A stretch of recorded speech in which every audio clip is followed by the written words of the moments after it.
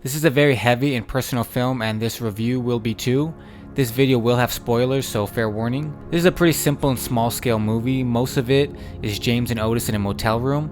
I could bring up how it references Transformers and even Stevens and how beautiful the technical atmosphere the director creates, but I've already seen videos out there on this stuff, so I'm just gonna dig into the heart of the story and its characters and how they speak to me. I grew up watching Shia's life and career grow. I watched even Stevens and Holes just like everyone else around my age and saw pretty much every movie he starred in, but what made him stand out to me was two projects. One was A Guide to Recognizing Your Saints. I thought this was a great film with a great cast, and I saw a different side of him in this, raw, angry, and mature. I looked at him differently after this film and made sure to pay attention to him. It's a good movie, I recently bought it and it still holds up. But what really made him stand out to me was back in the day, HBO made a series called Project Greenlight, where they gave a first-time director $1 million to make a movie and documented the entire process for a television series. The second season was The Battle of Shaker Heights, which starred Shia.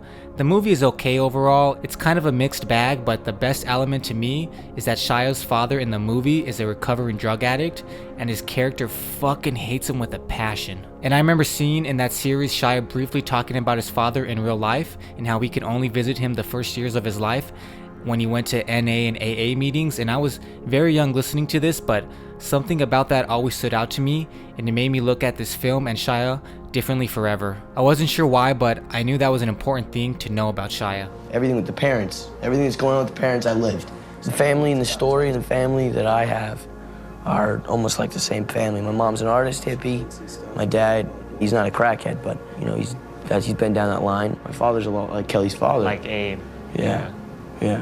So. How's your relationship with him? Really good, really good. He's off drugs, he's an Alcoholics Anonymous, he's a good guy. Oh, crap, I shouldn't have said that.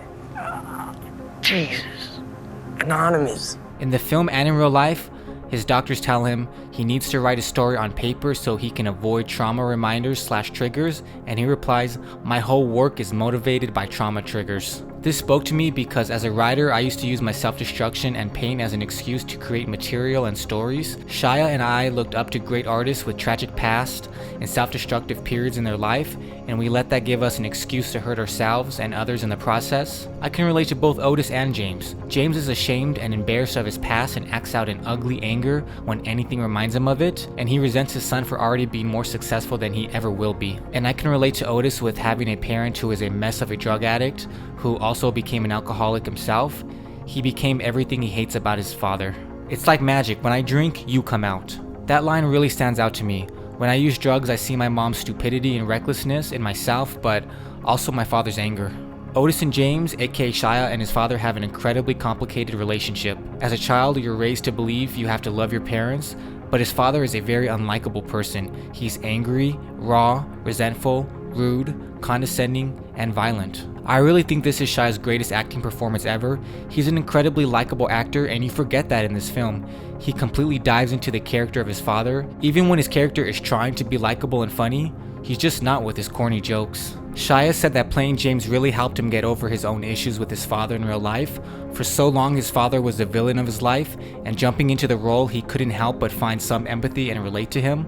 Now as an adult, he knows what it's like to be looked down upon for his drunken, stupid, self-destructive behavior, and he knows what it's like to see someone much younger and more talented than him as a child. He said he was jealous of the young actor Noah Lupe because of his talent, charisma, and his family life, but also knowing that he has his entire life and career ahead of him and is probably going to be great. And Noah's doing great. I've seen him in several movies, and I'm sure we're going to keep seeing him. I think this kid has so much potential. He really does hold his own in this film, and working with Shia in this most likely made him a much better actor.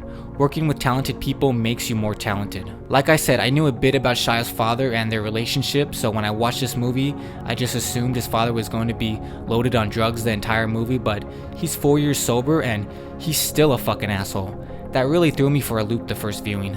It made me really look at myself and my own personal character flaws. There's a saying in Alcoholics and Narcotics Anonymous that if you take care of this problem, everything else will fall in line. But the longer I stay sober, I still see my character flaws, and everyone who knows me knows that I have them, and I have to admit to myself, I can't blame all my character defects on drugs. Being sober isn't enough. you need to still work on yourself to be a likable person. I have to admit I was a little impressed by James. When this came out, I was less than 1 year sober, so having 4 years clean is impressive to me. But I was also a little bit jealous of Otis. Yes, his father has his problems and he can be scary, but he's sober and he's there for him every day. That's more than I ever had from my parents. John Lennon had a quote along the lines of, "I'm an artist. Give me a tuba and I'll make something out of it." Shia and myself don't have a tuba. We have demons, substance abuse problems, self-destructive behavior, very flawed parents, and pain. I don't blame my mother for my past drug use. I don't think Shia blames his father either. But whether they were around or not, our parents and their personalities are part of us. This movie could have been a real pity party.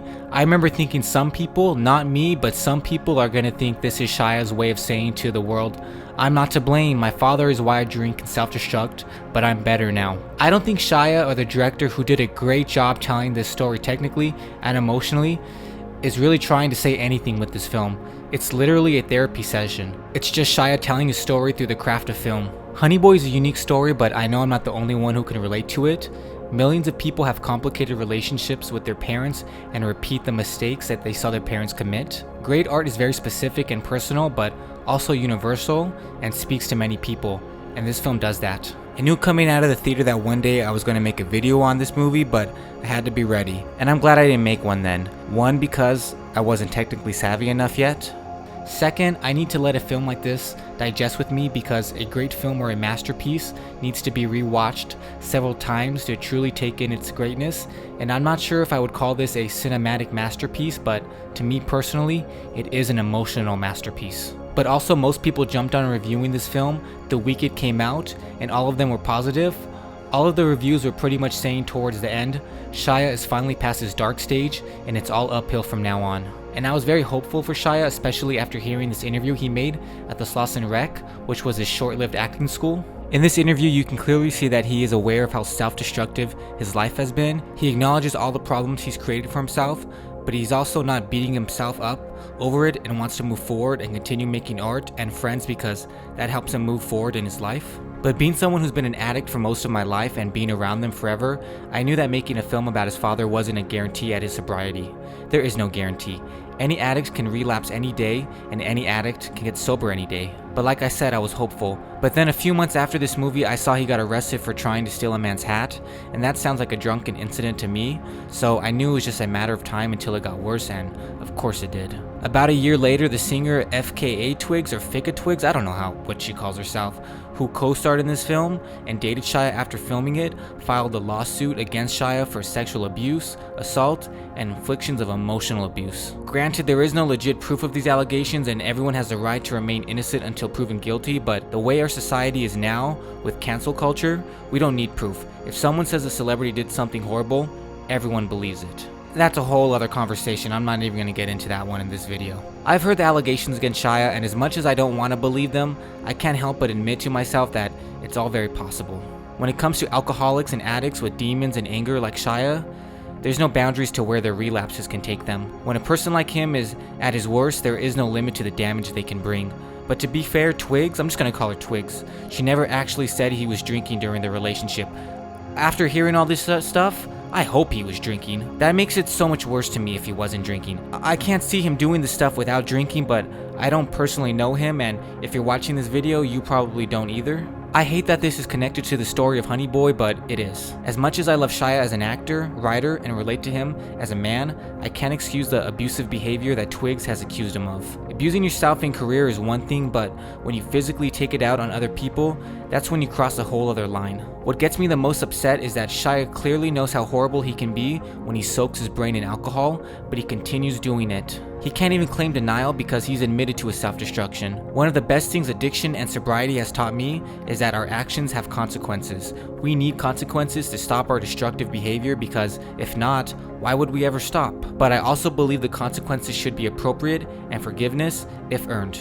If the accusations that Twigs has said are true, he should be punished for them. But I'm not a judge, and neither is society. It's a shame. This was supposed to be Shia's great comeback, and all of this will stay in the film. As much as I want to keep seeing Shia give great performances in film, I have to admit, he shouldn't if he keeps acting like this. All I want for both Shia and Twigs is for them to be sober, healthy, and happy. Even with saying all of this, I still truly love this film. This is truly one of my favorite films in the last 10 years. This is what I want out of art. It's an inspiration to me as an artist. Shia wrote this film at one of the worst periods of his life and career. Like I said, it should have been his comeback, and it was for a short while, but he fucked it up because that's what addicts and alcoholics do. But even with all of that, Shia and everyone in this film created a unique, uncomfortable, powerful, and relatable piece of art from one man's pain and trauma. And that to me is beautiful.